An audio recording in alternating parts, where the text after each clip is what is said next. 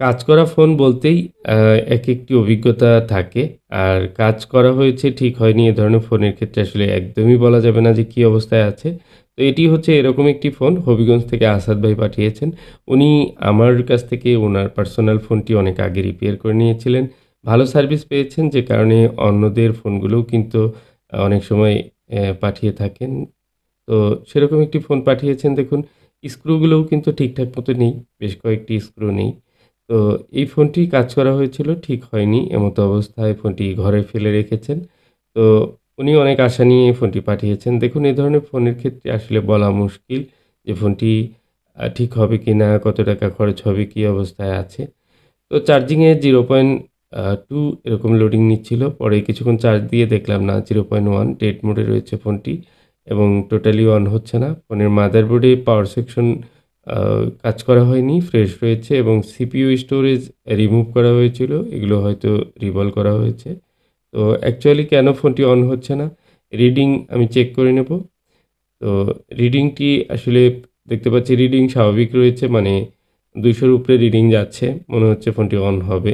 But ফোনটি on হচ্ছে না। এলইডি ব্লিঙ্ক করতে পারে এই ধরনের কন্ডিশনে। তো দেখুন এখানে ফোনের যে কাজ করা হয়েছে, কাজের কোয়ালিটি দেখব, কাজ কি করা হয়েছে এবং আইসি গুলো ভালো রয়েছে কিনা। আইসি যদি ভালো থাকে, কোনো কম্পোনেন্ট যদি মিসিং না থাকে, ফোনটি ঠিক হতে পারে। তো আমরা চেষ্টা করব ১ম এ আইসি গুলো রিমুভ করে নেব। তো আই স্ক্যান করে নিলাম পুরো মাদারবোর্ডটি চেক করে দেখে। তারপর আমি এবার RAM, সিপিইউটি ১ম এ রিমুভ করব। তো RAM, সিপিইউ রিমুভ করার পর মোটামুটি একটি কনফার্মেশন পাওয়া যাবে যে আইসির কন্ডিশন কেমন রয়েছে এবং ভিতরের অবস্থা কি রয়েছে সেগুলো দেখে তারপর কিন্তু পরবর্তী ধাপে আমাদের কাজ করতে হবে। তো রিডিং যেহেতু নরমাল রয়েছে এক্ষেত্রে এই ফোনগুলো শর্ট নেই। দেখুন সিপিইউ রিবোলিং করা হয়েছে। সিপিইউর উপরে স্ক্র্যাচ রয়েছে এবং স্পট রয়েছে। আসলে এই ধরনের সমস্যা থাকলেও অনেক সময় ফোন অন হয়। তো আমি RAM, সিপিইউ ২ টা রিমুভ করে নিলাম। ২ টি আইসির কন্ডিশনই ভালো পেয়েছি এবং স্টোরেজ আইসির আহ কালার দেখে মনে হচ্ছে যে আসলে একটু সমস্যা থাকতেও পারে। তো আমি এই আইসিটি চেক করব। সরাসরি ওয়াশ করে আমি বক্সে দিয়ে চেক করব। ডিভাইসের মাধ্যমে চেক করলে আমরা বুঝতে পারবো আইসিটি ডিটেক্ট করে কিনা, ভালো আছে কিনা। আর এই ফোনটি রান করার জন্য কিন্তু এই আইসিটি ভালো থাকা খুবই জরুরি। বিশেষ করে যে ফ্ল্যাশ আইসি বা রোম আইসি যেগুলো আরকি খারাপ হয়ে যায়, সেগুলোর ক্ষেত্রে আমাদের কিন্তু আ সব আইসি কিন্তু এভেলেবেল নতুন পাওয়া যায় না। যে কারণে এই কাজগুলো করা টাফ হয়ে যায়।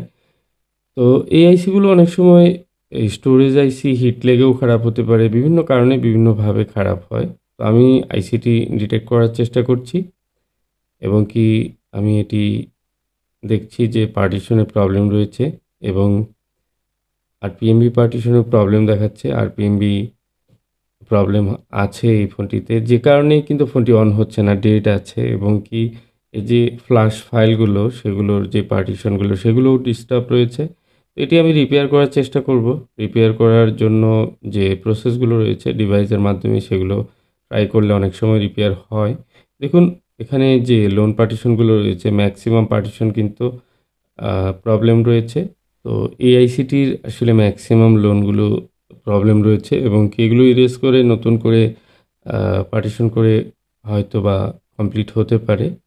তো আমি চেষ্টা করছি এবং কি একভাবে না হলে আরেকভাবে ট্রাই করতে হবে। ম্যাক্সিমাম চেষ্টা করব। যদি এটি রিকভারি হয় তাহলে এই ফোনটি হয়তো রান করা যাবে এবং এক পর্যায়ে গিয়ে কিন্তু আইসিটি আর কানেক্টই পাচ্ছিল না। তো আবার পুনরায় কানেক্ট করলাম এবং কি সেটি রিকনফিগ করে আমি কিন্তু আইসিটিকে রিপেয়ার করে নিয়েছি। তো এ ধরনের কাজ করতে গেলে অনেক সময় স্টোরেজ আইসির যে ডকুমেন্ট থাকে কিচ্ছু কিন্তু থাকে না। এগুলোকে একেবারে ক্লিন করে তারপর কাজ করতে হয়। ক্লিন হয়ে যায়। আল্টিমেটলি আপনি সব ইরেজ হয়ে যাবে। তো যাই হোক এই আ সফটওয়্যারের যে কাজটি ছিল সেটি মোটামুটি সম্পূর্ণ হলো। এবার আমি এই ফাঁকে আইসিগুলো পরিষ্কার করে রিভলভ করে বসিয়ে নিব। এবং মূলত এই ফোনটি ডেড হওয়ার যে রিজনটি সেটি হচ্ছে যে আইসির যে প্রোগ্রাম যে পার্টিশনগুলো এগুলো প্রবলেম থাকার কারণে এই ফোনটি কিন্তু রান হয়নি। এবং একে, একে বারবার কিন্তু আইসি রিভলভ করার চেষ্টা করা হয়েছে এবং রিভলভ করেও কিন্তু ফোনটি রান হয়নি। কারণ হচ্ছে যে পার্টিশনে প্রবলেম রয়েছে। তো তো আইসি যদি খারাপ থাকে বা পার্টিশনে যদি প্রবলেম থাকে সেক্ষেত্রে কিন্তু এই ফোন কোনোভাবে রান হবে না, এটি স্বাভাবিক। যে কারণে আমাদের এগুলো পার্ট বাই পার্ট চেক করে কাজ করতে হয়। সব ধরনের কাজগুলো আসলে একভাবে করাও যায় না এবং সব সফটওয়্যারও কিন্তু অ্যাভেলেবেল থাকে না। যেহেতু আমি সফটওয়্যারে কাজ করি না, সে কারণেই কিন্তু সব ধরনের ফোনগুলো এই কাজগুলো আসলে করা সম্ভব হয় না। তো আমি এটি আইসিটি রিভলভ করে নিলাম সিপিইউটি। সিপিইউ রিভলভ করে ইনস্টল করে দেব। সিপিইউ ইনস্টল করার পর তারপর আমি RAM ইনস্টল করব এবং এরপর যে সফটওয়্যারে কাজ চলছে, ফ্লাশ চলছে, সেই সফটওয়্যারটি কমপ্লিট হলে দেন আমি আ স্টোরেজ আইসি সেটি এখানে ফিক্স করে দেব মাদারবোর্ডের সঙ্গে। তো দেখুন এই সিপিইউর উপরে একটু স্ক্র্যাচ পড়া আছে, বাট এটি বড় ধরনের সমস্যা করবে না আশা করি। তো সিপিইউ ইনস্টল শেষ। এবার র্যামটি রিভলভ করব। তো র্যামের কন্ডিশন আউটলুকিং ভালোই আছে। দেখে মনে হচ্ছে না যে কোনো প্রবলেম হয়েছে। তো আমি র্যামটি রিভলভ করে নেব। কাজ করা হয়েছে, যিনি কাজ করেছেন উনি হয়তো খুব সুন্দর করেই রিভলভের চেষ্টা করেছেন।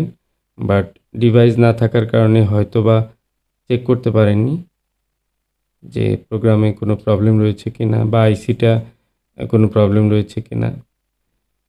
তো অনেক ক্ষেত্রে দেখা যায় যে একের পর এক আপনি যখন রিভলভ করতে থাকবেন বা হিট লেগেও কিন্তু অনেক সময় এই আইসিগুলো খারাপ হয়ে যায়। তো আমার র্যামটি রিভলভিং শেষ। এবার ইনস্টল করে দেব।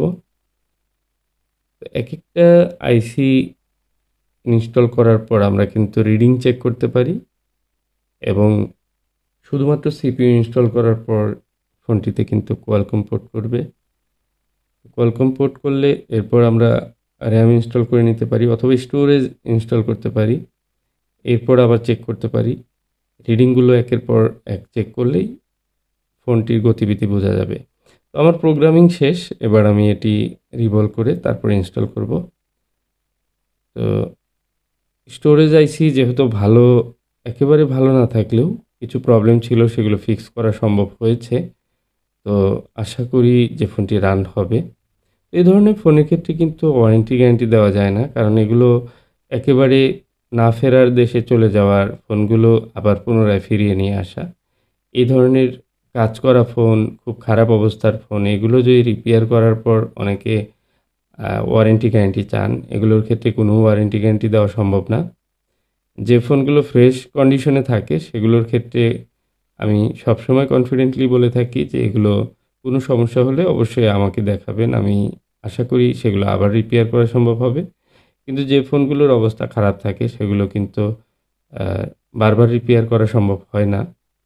হয়তোবা লাস্ট একটি চান্স নেওয়া যায়। কিন্তু এরকম না যে এই ফোনটি বারবার কিন্তু এই ইউএফএস স্টোরেজ আইসিটি রিপেয়ার করা যাবে, এরকম কিন্তু না। তো আশা করি বিষয়টি বুঝতে পেরেছেন। অবশ্যই সময় থাকতে এই ডিভাইসগুলোর যে প্রবলেম হয় সেই প্রবলেমগুলো সম্পর্কে সতর্ক থাকবেন এবং সেইভাবে কাজ করাবেন। আশা করি ডিভাইসগুলো ভালো থাকবে। তো দেখুন এখন চার্জিংয়ের লোডিং নিচ্ছে হালকা। এটি ব্যাটারিও যেহেতু লো রয়েছে, আমি চেক করব ব্যাটারি একেবারেই লো 2.8।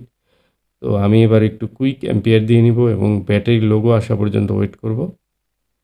জাস্ট আমি যেহেতু সফটওয়্যারে কাজ করেছি এবং এখনো পর্যন্ত ও আলহামদুলিল্লাহ দেখুন এই যে ব্যাটারি সিগন্যালও এসেছে।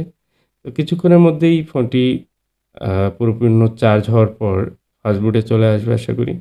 এই যে চলে এসেছে এবং ফাস্ট বুটে আসার পর আমি কিন্তু এটি যথারীতি ইউএমটি বা আপনার আনলক টুল যেকোনো ডিভাইসের মাধ্যমে কিন্তু সফটওয়্যার দিতে পারেন। এটি ফ্লাশ করলেই অন হয়ে যাবে। ১ম এ আমি ENG-ROM দিয়ে ফ্লাশ করেছি এবং কি ফ্লাশ করার পর এই ফোনটিতে কিন্তু আবার QCN রাইট করতে হয় এবং RSA রেজিস্টার বাইপাস করতে হয়। এই বিষয়গুলো তো আছেই। কারণ এগুলো না করলে হবে না। কারণ পার্টিশন একেবারে 0 করার পর সবকিছু ইরেজ করার পর এটির যে সিকিউরিটি ফাইল সেগুলো কিন্তু অলমোস্ট যেহেতু ব্ল্যাঙ্ক হয়ে আছে এবং এগুলো সব রাইট করতে হবে। যেহেতু ফোনটি অন হয়েছে বাকি কাজগুলো করে নেওয়া যাবে এবং এই ফোনের যে সমস্যাটি ছিল সেটি হচ্ছে যে রিবোলিং করা হয়েছিল, হয়তো রিবোলিং করার পর অন হয়েছে অথবা হয়নি। অন হয়ে অনেক সময় আছে কিছুদিনের মধ্যে আবার ডেড হয়ে যায়। তখন স্টোরেজ আইসিটি রিভলভ করেন। স্টোরেজ আইসি রিভলভ করতে গিয়ে পার্টিশন প্রবলেম হয়ে যায়। সেক্ষেত্রে ফোনটি এক পর্যায়ে ডেড হয়ে যায় এবং ফোনটি আর কোনোভাবেই অন হচ্ছিল না। বারবার রিভলভ করেও সলভ হচ্ছিল না। এই সমস্যাটি আসলে ছিল পার্টিশনে বা সফটওয়্যারের প্রবলেম ছিল।